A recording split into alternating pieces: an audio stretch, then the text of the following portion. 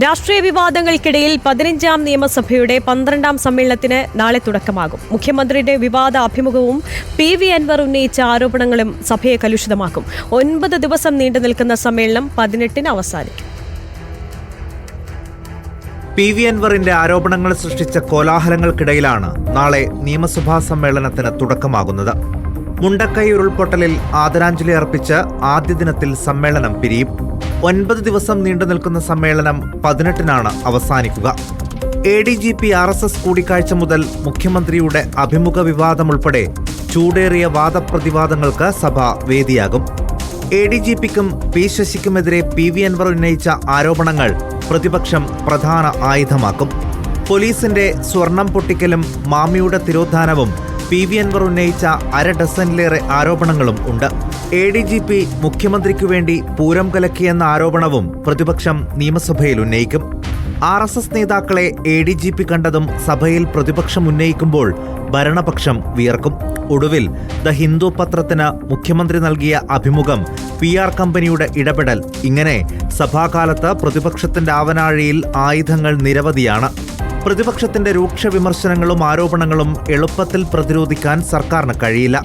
സഭയിൽ PV അൻവർ സ്വീകരിക്കുന്ന നിലപാടാണ് രാഷ്ട്രീയ കേരളം കൗതുകത്തോടെ ഉറ്റുനോക്കുന്ന മറ്റൊന്ന്. അതിനിടെ നക്ഷത്ര ചിഹ്നമിട്ട ചോദ്യങ്ങൾ കൂട്ടത്തോടെ ഒഴിവാക്കിയ സംഭവത്തിൽ പ്രതിപക്ഷം സ്പീക്കർക്ക് പരാതി നൽകിയിട്ടുണ്ട്. ഇതിൽ സ്പീക്കറുടെ നിലപാട് നിർണായകമാണ്. ഹേമ കമ്മിറ്റി റിപ്പോർട്ടും സഭയിൽ ചർച്ചയാകും. റിപ്പോർട്ട് 4.5 വർഷക്കാലം പൂഴ്ത്തിവെച്ചെന്ന് പ്രതിപക്ഷം ആരോപിക്കും. പോലീസ് അന്വേഷണവും പരാതികളിൽ സ്വീകരിച്ച നടപടികളും സർക്കാർ വിശദീകരിക്കും. മുണ്ടക്കൈ ഉരുൾപൊട്ടൽ പുനരധിവാസവും പ്രധാന ചർച്ചയാകും. റിപ്പോർട്ടർ, തിരുവനന്തപുരം.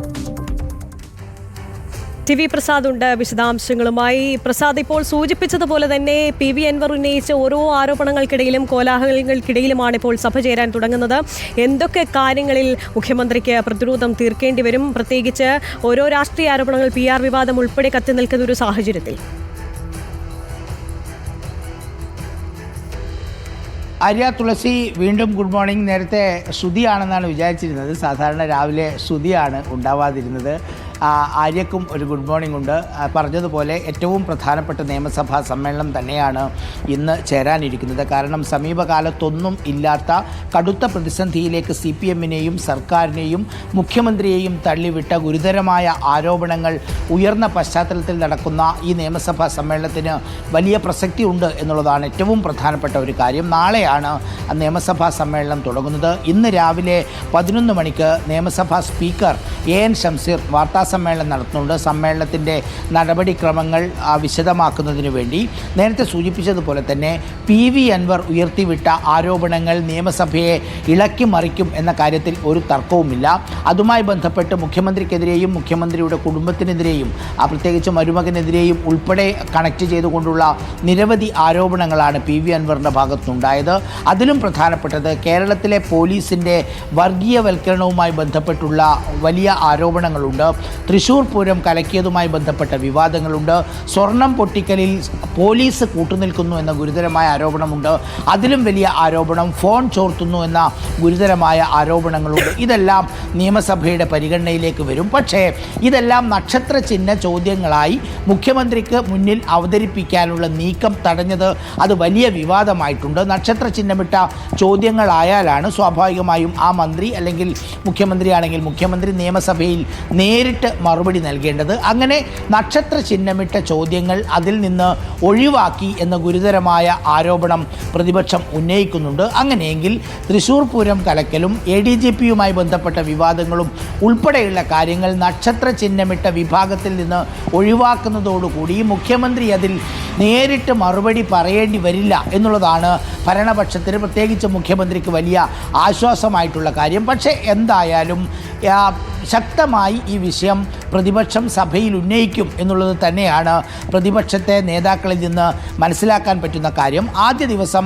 വയനാട് ദുരന്തത്തിൽ ആദരാഞ്ജലികൾ അർപ്പിച്ച് പിരിയാനാണ് സാധ്യത. മറ്റു ദിവസങ്ങളിൽ ഈ പറയുന്നത് പോലെ പ്രതിപക്ഷം അതിരൂക്ഷമായ വാദഗതികളുമായി മുന്നിലെത്തും എന്ന കാര്യം ഉറപ്പാണ്. കാരണം പ്രതിപക്ഷത്തെ സംബന്ധിച്ചിടത്തോളം ഒരു പിടിവെള്ളിയാണ് കിട്ടിയിരിക്കുന്നത്. ഭരണപക്ഷത്തെ MLA ആയ PV അൻവർ ഉയർത്തിയ വിവാദ കൊടുങ്കാറ്റ് അത് പ്രതിപക്ഷത്തിന് വലിയ ആശ്വാസമാണ്. അത് പറയുമ്പോൾ തന്നെ വി ഡി സതീശനെതിരെ ഉയർത്തിയ 150 കോടിയുടെ ആരോപണം, ആ ആരോപണവും അന്വേഷിക്കാതെ പോലീസ് തള്ളി എന്നതുൾപ്പെടെ പ്രതിപക്ഷത്തിനെതിരെയും പി വി അൻവർ ഉയർത്തിയ ആരോപണങ്ങളുണ്ട്. പക്ഷെ പ്രതിപക്ഷം അത് മറന്നുകൊണ്ട് അതിൻ്റെ പ്രധാന മറ്റ് മെറിറ്റിലേക്ക് കടന്ന് പോലീസിനെതിരായ ആരോപണവും തൃശ്ശൂർ പൂരം കലക്കലും ഉൾപ്പെടെയുള്ള പ്രധാനപ്പെട്ട കാര്യങ്ങളിലേക്ക് കടക്കും. ഒപ്പം ഫോൺ ചോർത്തലിലും ഇത്തരം ചർച്ചകൾ നിയമസഭയിൽ സജീവമായി ഉണ്ടാകും എന്നുള്ളതാണ് മനസ്സിലാക്കുന്നത്.